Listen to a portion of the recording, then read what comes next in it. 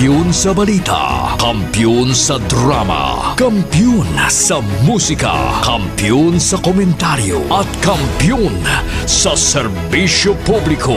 K5 News FM, championing the lives of the Filipino.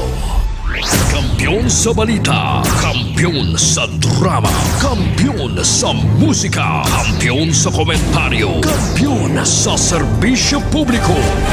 Bandera noon, K5 News FM na ngayon. Ito ang kampiyon nga istasyon, K5 News FM, championing the lives of the Filipino.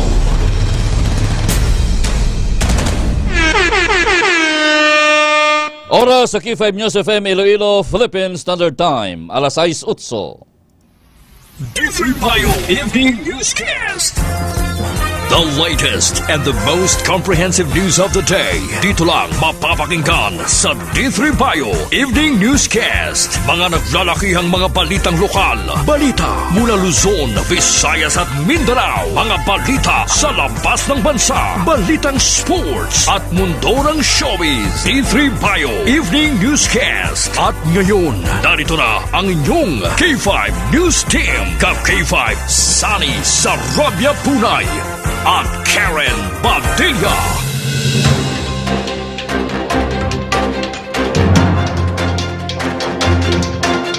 Mayong gabi Iloilo, magandang gabi Pilipinas, good evening world. Welcome sa D3 Bayo Evening Newscast, Lunes nga adlaw, Agosto 19, tuig 2024. Mga ka-K5, sarang kita mabatian sa 88.7 sinyo tag sa mga FM dial, makitaan kag mabatian man kita worldwide, pinaagi sa aton official Facebook page ang K5 News FM Iloilo.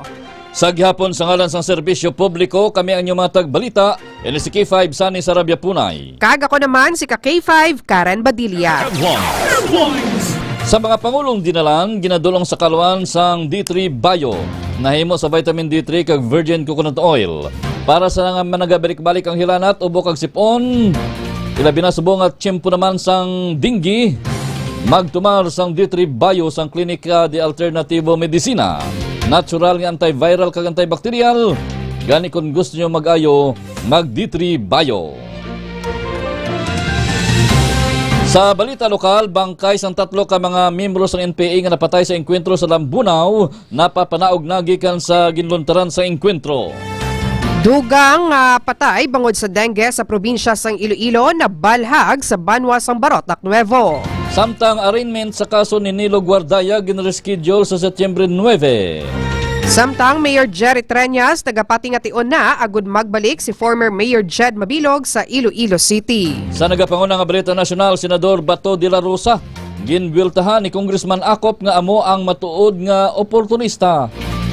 Barko sa China kag Pilipinas nagbunggoanay malapit sa Escoda Shoal. Sa balita international, Hamas hindi kontento sa sabat ni Israel angot sa ginaduso nga panibag-o nga peace deal. Kag para naman sa balitang sports, Junmar Fajardo nagalaom nga makuha ang ikasyam nga MVP award sa masunod nga tuig. Kag sa aton balita sa patag sa entertainment, kampo sa aktor nga si Sandro Mulak nag-file sang kaso sa DOJ batok sa 2 ka independent contractors nga ginaligar naghimulos sa iya.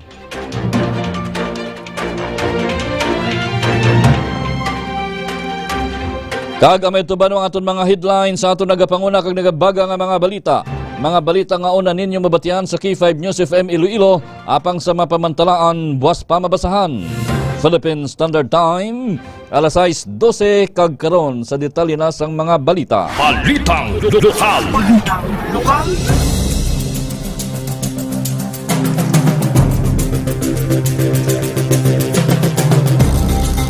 Ang masunod nga mga balita lokal nga inyong mabatian, igadulong sa kaluan sang Klinika DTX Coffee Mix with ampalaya, chia seeds and sugared sugarcane extract powder. Para sa may mga diabetes o kunyara na sa bibi sa pagka-diabetiko nga bawal nang mag-inom sa kape nga puro kalamay, hindi magkabalaka. Pwede gihapon makapangapi. Mag-Clinical DTX Coffee Mix ng pinaka-healthy nga kape. Nakapangapi ka na, naka-detox ka pa.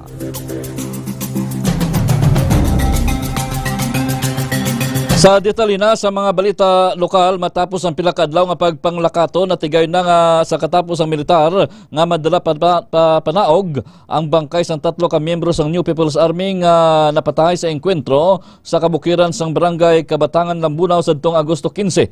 Sa interviews ng K5 News FM Iloilo kay Army Lieutenant Colonel J.G. Javines, spokesperson sang 3rd Infantry Division, ginpayag sini nga ginlakat lamang sa mga soldado samtang ginakarga ang bangkay sang 3 ka mga NPA papanaog sa bukid. Suno sa iya nga may available man kuntan nga chopper para kargahan sang bangkay kag para mangin mahapos ang pag-retrieve apang bangod nga malain ang tiyempo, ginlakat na lamang sang mga soldado sa sulod sang kapintatlo ka adlaw. Naibloan nga ginkilala ang mga napatay nga NPA nga sanday Maria Concepcion Araneta Bocala, anay sekretary kag subong deputy secretary sang Komiteng Rehiyon Panay, Vivian Turato Tidosio, Secretary sang Central Front Committee sang KRP kag Vicente Hinojales, Regional Secretary sang KRP. Naibloan nga si Hinojales ang nasapuan sa sitio Igdagmay matapos nga ginabandonar sang iya mga kaupdanan nga nauna nga naengkwentro sadto sang militar sa Barangay Kabatangan sang Agosto 7. Nadugangan sang isa ang una kapulo nga dengue death cases nga na-record sa probinsya sang Iloilo. Inang ginpayag ni Iloilo Provincial Health Office o kon IPHO Head, Dr. Maria Socorro Quinyon, kasunod sa nagapadayon nga monitoring sa nasambit nga balatian. Suno kay Quinyon nga mahimo nga masunod pa lang sa subong nga semana ang official data sang probinsya sa latest nga dengue fatality nga isa ka 3 ka tuig nga bata gikan sa Barotac Nuevo. Dugang pa sa natungdan nga lauman ang mas madamo nga dengue death cases nga mabalhag kung madamo man sang mga kaso nga ma-record, gani nga padayon ang ilang nga panawagan nga magbuligay agod nga matap na ang pagduging sa nasambit nga kaso. Sa pihak nga bahin, nag-issue si Governor Arthur Defensor Jr. sang Executive Order No. 174 nga may katiyuan nga pabaskugon ang ginahimo nga dengue response sa probinsya sang Iloilo. Sunod sa gobernador, bangod sang padayon nga pagtaas ang kaso sang dengue sa probinsya sang Iloilo, mas maayo nga may ginatamdan nga mga protocols kag guidelines ang mga local government units o kon LGUs kag ang mga pumuluyo agud nga mas mangin epektibo ang ginahimo nga mga interventions. Dugang pa ni Defensor nga napagkit nga mga measures gilayon nga ipatuman para nga ma-optimize sa labing madaling panahon ang operasyon sa health facilities kag mapaayo ang ginahatag nga patients care. Sa police reports, ginkompirmar ni Police Captain Marlon Perez, hepe sang La Paz Police Station nga ginreschedule ang arraignment sa kaso ni Nilo Guardaya. Naibaluan nga si Guardaya ang sospetsado sa pagtiro patay kay Anay Ingure Barangay Kapitan Ernie Poral sa tong Agosto 5 sa Barangay Baldoza. Sa interview sa K5 News FM Iloilo kay Perez, ginpayag sini nga subong kontani nga adlaw ang arraignment bangod apang bangod nga nakalive ang prosecutor nga nagauyat sang kaso, ginreset ini. Suno pa kay Perez nga natalana naman ang arraignment sa Setyembre 9. Naibaluan nga si Guardaya ang nagapangatubang sang kaso nga murder, illegal possession of firearms kag possession of drug paraphernalia nga nakahunong naman sa Bureau of Jail and Management Penology o kon BJMP UNCA. Alas 6:15 ang aton oras, Philippine Standard Time. Ang masunod naman nga mga balita nga inyo mabatian igadulong sa kaluan sang Mighty C. Alkaline-based nga vitamin C, wala sang hapdi sa tiyan, gani pwede gin magtumarbisan wala sang kinanan. Mighty C, labi nga ginpabaskog para nga mas protektado kita kontra sa mga balatian. Nagabulig man sa aton nga heart health, agud makalikaw kita sa stroke o kon heart attack.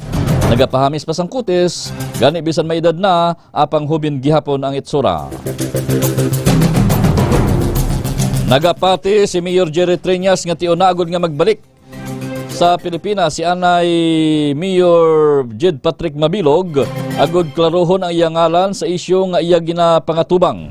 Ini kasunod sang panawagan ni Congresswoman Jamjam Barunda nga pabalikon ang anay alkalde sa pungsod agud nga magpaathag sang iya kaugalingon. Sunod pa sa alkalde nga tiuna gidman nga magbalik sa Mabilog sa syudad apang indi kuntani para sa luyag nga intensyon sang Congresswoman. Samtang bukas naman si Triñas sa kung sino ang luyag nga suportahan ni Mabilog sa politika. Sa dugang nga balitang lokal, natala na ang magpatigayon si Mayor Jerry Triñas ang iya State of the City Address o kon SOCA sa Agosto 30. Suno sa alkalde, luyag sini nga magpatigayon sang SOCA agud nga maghatag sang update sa mga proyekto kag programa sang Iloilo City Government sa masulod sang isa ka tuig. Samtang luyag man ni Triñas nga ipabutyag ang iya mga plano para sa syudad sang Iloilo. Sa iban pang balita lokal, nagpalabot sang reklamo si Jose Ben Danilio, isa ka residente sa Barangay Baldosa, La Paz, sa K5 News FM Iloilo matapos nga ginpahayag nga gin ala Jackie Chan ni Kagawad Freddy Arbadan sa nasambit nga barangay sang Agosto 16 mga alas 6 ang gabi. Sa interview sang K5 News FM Iloilo kay Ben Danilio, natabo ang insidente sa iya mismo nga balay kung saan daw kaangay lamang nga ginatapukol ini ni Arbadan sandig sa iya nga paglaragway kag wala man ini sang iban nga napinsaran nga rason kundi may kaangtanan sa politika. Wala man sang daan nga hiligutan-on ang duha agud magresulta sa natabo ang insidente. Dugang pa nga nag-file si Bindanillo sang reklamo sa barangay agud nga madisiplina si Arbadan apang wala pa sa karon sang schedule ang settlement. Sunod pa sa iya nga kun ang lamisa lamang ang wala nahimos pagkatapos ang pangpangapinila, hindi ini ang nagakaigong rason kag mahimo pa ini nga maistoryahan. Ginapahigman nga si Kagawad isa ka supporter ni Triñas samtang si Bindanillo naman ang aminado nga supporter ni Barunda. Ginatingwa naman sa karon nga makuha sang K5 News FM ang bahin ni Kagawad Arbadan angot sa nasambit nga reklamo. Ngailang nga ginakumos ang tagipusoon kag tuman ang ilibion sang Iloy nga si Caden Gray Gallardo nga si Nanay Janet samtang nagakawas sa iya mga bibig ang iya mensahe para sa iya nagtaliwan nga bata. Sa exclusive interview sa K5 News FM Iloilo sa iya angot sa mensahe sa iya duha ka tuig nga mga anak o kun duha ka tuig nga anak, ginpayag sini nga ginakamingawan na sini ang presensya ni Caden kag ginsaysay man sini ang kasakit nga iya nabatyagan bilang isa ka Iloy. Sa karon panawagan naman si Gallardo sang bulig pinansyal para sa ila galastuson. Kag para naman sa mga may bulawanon nga tagipusoon nga luyag magbulig, mahimong ang magpadala lang sa iya nga GCash number nga 0994-3691-538. 0994-3691-538. Madumduman nga patay samtang ginabulong sa ospital ang duha ka bata nga si Caden Gray matapos nag-shoot sa kaldero nga may mainit nga sabaw sang Batchoy sa barangay Pantalan, Carles, Iloilo sa itong Agosto 8. Ang masunod naman nga mga balita lokal nga inyong babatian igadulong naman sa kaluan sang Klinika DTX 500. Ang palay leaves with the sugarcane extract para sa may mga diabetes, sa mga hindi makatulog sa tiyon sang kagabihon, para nga mangin mahamo o kakatulogon, mag-Klinika DTX 500 adlaw-adlaw. Nagabulig ini para makalikaw kita sa madamo lang ang mga balatian, ilabi na ang cancer. Klinika DTX 500, the superior antioxidant. Gin-assess sang Engineering Department sang Schools Division Office o kon SDO Iloilo ang nabilin nga kahalitan sang sunog sa Barangay Cabasi, Santa Rosa Elementary School sa Gimbal, Iloilo sa Agosto or sining sa nagligad nga kagahon. Sa interview sang K5 News FM Iloilo kay Dr. Ernesto Servillon Jr., Schools Division Superintendent sang SDO Iloilo, nga mangin palagyan sang ila assessment ang igapasa nga proposal sa Regional kag Central Office ang Department of Education.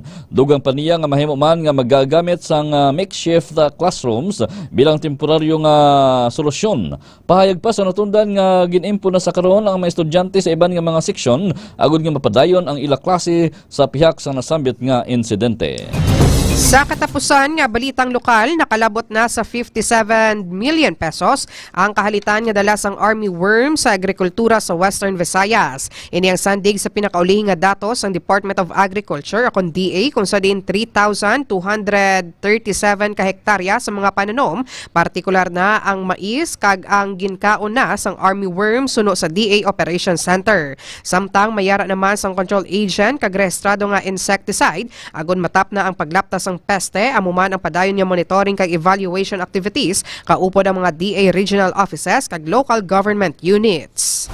Balitang National. Alas 6:21 ang aton oras. Ang masunod naman nga mga balita nasyonal nga inyong mabatian igadulong sa kaluan sang Klinika DTX Beauty Soap. Para sa mga luyag magputi kang maghamis ang kutis, mag-Klinika DTX Beauty Soap adlaw-adlaw kada magpaligo. Nagabulig man ini para makalikaw kita sa mga skin diseases kasubong sang katikati, buni, punggod kag iban pa. Klinika DTX Beauty Soap na antimicrobial soap pa.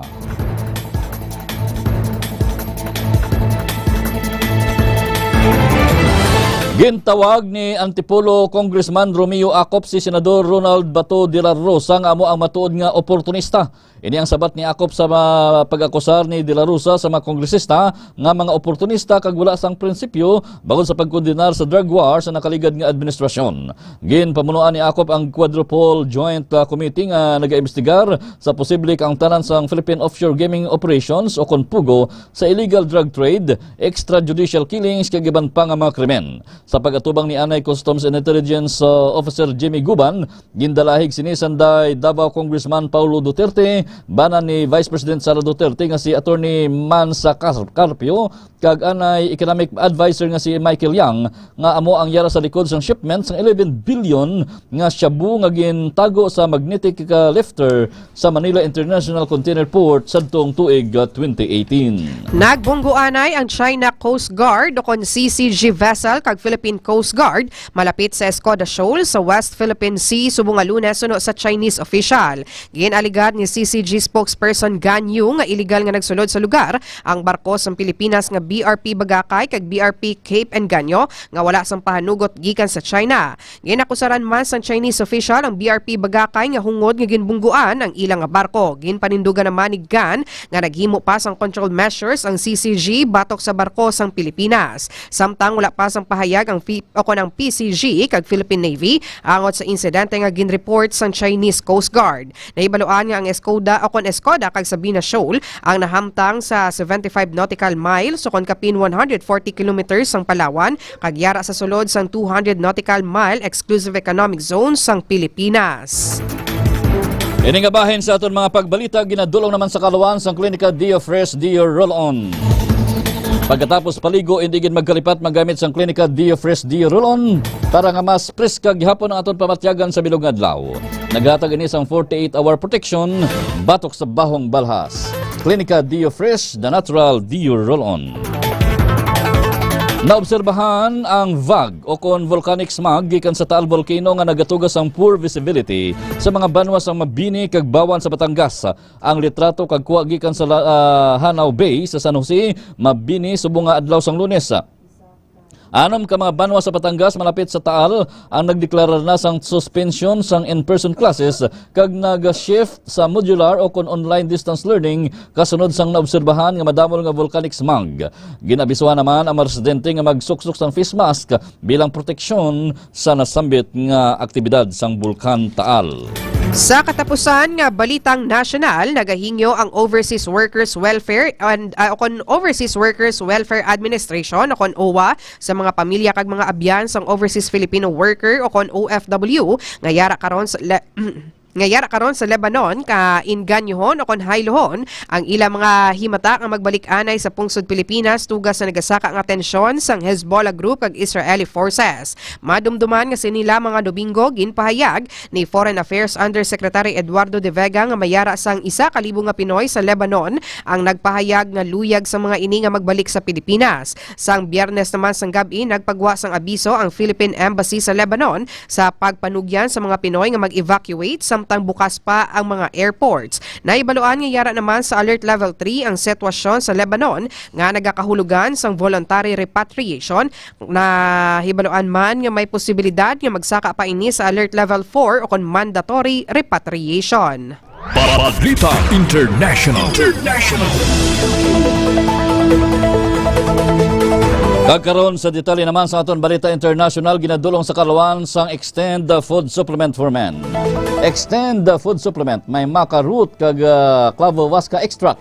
Manggaranon sa phytonutrients kag amino acids nga nagapaayo sang ilig sang aton dugo sa lawas.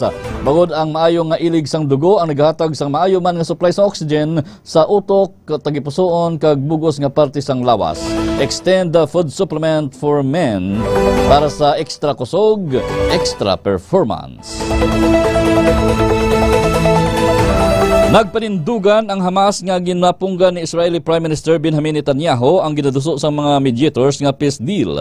Hindi bangod na kaistorya sa Palestinian Armed Group ang mga mediators nga pungsod kasubong sang US, Egypt kag Qatar kung sa diin nakita nila nga may pangduha-duha pa ang Israel. Ginpamilit nila nga ang bag-o nga proposal ang mas nagapabor ilabi na kay Netanyahu kabangdanan nga wala ini dapat sang rason nga balibaran ang nasamit nga issue.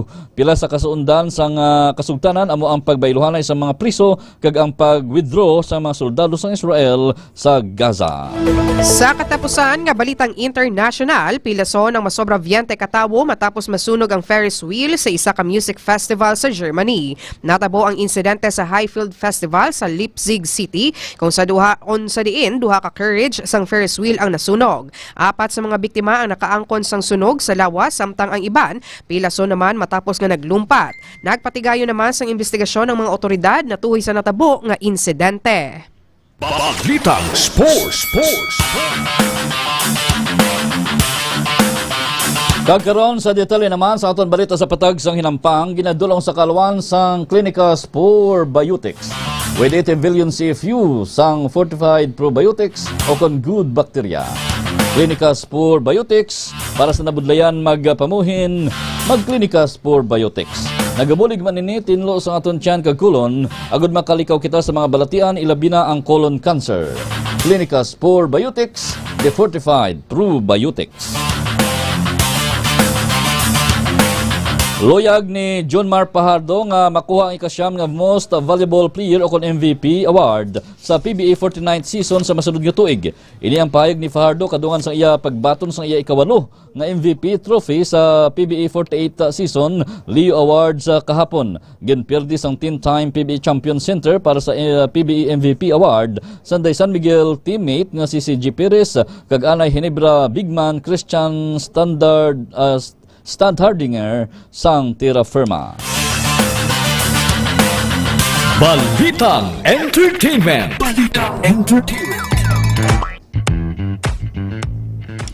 Nagpadulong sa Department of Justice o kon DOJ ang mag-amay nga ninyo kag Sandro Mulak agud mag-file sang reklamo nga rape through sexual assault batok sa duha ka independent contractors sang GMA7 nga sanday Jojo Nones kag Richard Dodi Cruz. Kaupod sa mag-amay ang ila abogado kag mga tinawo sang National Bureau of Investigation nga nagbulig sa ila sa pagpasaka sang kaso. Magluwas dire may kaupod man ang duha ka witness ang kampo nanday Sandro kag magapamatuod sang ginhimo nga paghimulos kung sa di naglaom ang kampo sini nga makuha ang hustisya. Sunod pa kay ninyo nga bangod sa natabo nakaangkon sang trauma ang anak kag kinahanglan nga magpaidalom ang bagito nga aktor sa psychological treatment.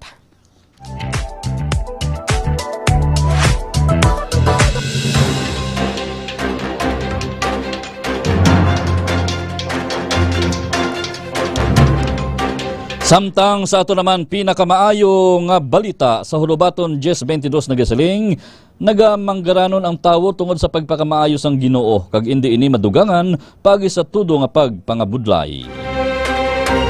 Oras sa K5 News FM Philippine Standard Time alas 6:30. Kagamay tuban mga kabugusan sa ato nagapanguna nga mga balita sa D3 Bayo Evening Newscast. Mga ka-K5, mahimo i-like kag i-follow ang amon official Facebook page ang K5 News FM Iloilo.